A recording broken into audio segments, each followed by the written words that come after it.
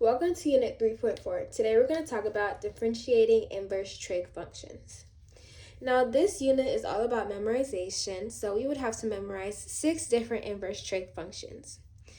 Just note that another way to say inverse is arc. So when it comes to the derivative of sine to the negative 1, that's the same thing as saying finding the derivative of arc sine. Same with arc secant, arc tangent, arc cosine, arc cosecant, and arc cotangent. But let's look at the formulas. So there's going to be some tips and tricks I'm going to show you to help you memorize these. But let's start with the 3 fundamental ones to help you with the rest of the formulas. So looking at sine, the formula for the derivative of arc sine is 1 over the square root of 1 minus x squared.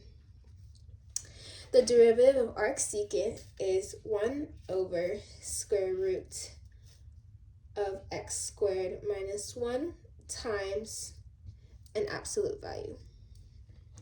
And the derivative of arc tangent is 1 over x squared plus 1. Now let's stop right here.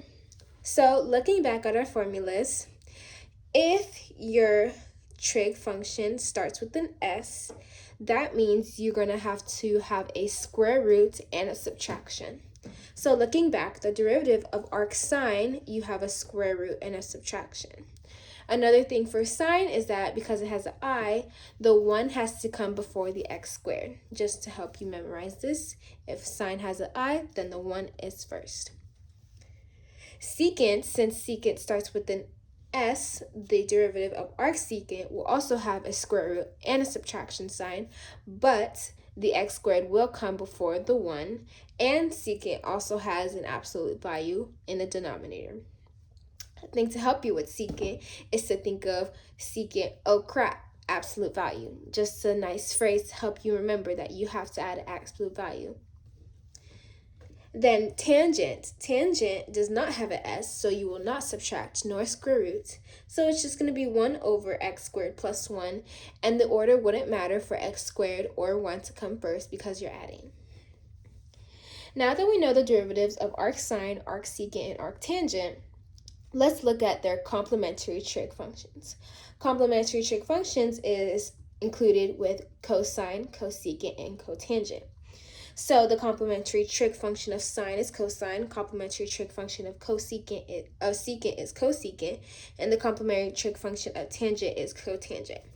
So to note, if you have a c first, so cosine, cosecant, cotangent, it's going to have a negative. So all these will have a negative.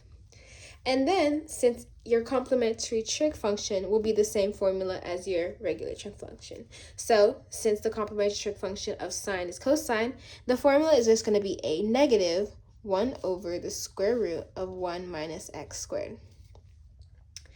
Since cosecant is the complementary function of secant, you're going to have negative 1 over the square root of x squared minus 1 times absolute value. And lastly, since cotangent is the complementary function of tangent, you're going to have negative 1 over x squared plus 1. Now let's do an example. If I wanted to find the derivative of arctangent of 2x squared, the first thing I want to do is remember what the derivative of arctangent is. So we know from prior, the derivative of arctangent is 1 over x squared plus 1. To solve this, we would need to use the chain rule and the product rule.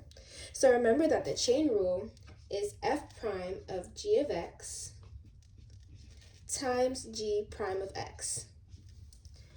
Our f of x is going to be tangent negative 1, and our g of x is going to be 2x squared. So if we wanted to plug in the formula, we need to find f prime.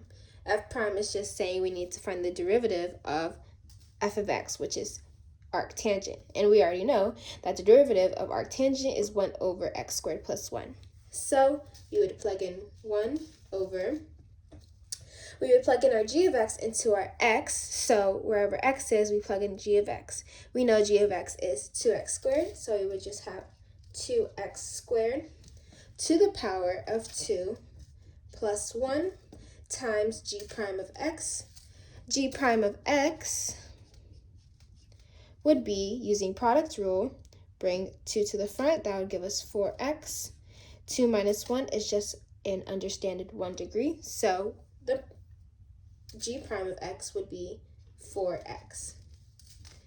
And if we wanted to simplify this, we would have 4x over, we know we have to distribute the power to the 2, so it would be 4x over 4x to the 4th plus 1. And that would equal our answer, equaling the derivative of arctangent for 2x squared. And that would be our answer. Thank you.